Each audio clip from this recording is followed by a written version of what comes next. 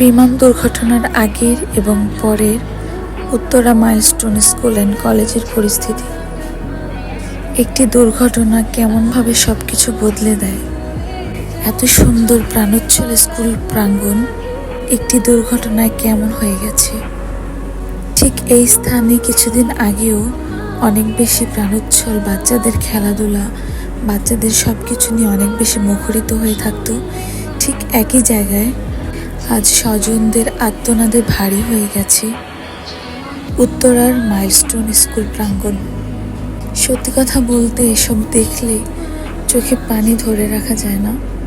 আর আমরা স্বাভাবিক যারা দেখি তারা এমনটা আমাদের কাছে মনে হচ্ছে, বাট যারা এই বিষয়গুলো খুব কাছ থেকে দেখেছে অ্যান্ড যাদের বাচ্চারা এখানে পড়াশোনা করেছে তাদের কাছে কেমন লাগছে এটা দেখা আসলে সত্যি অনেক বেশি কষ্টের।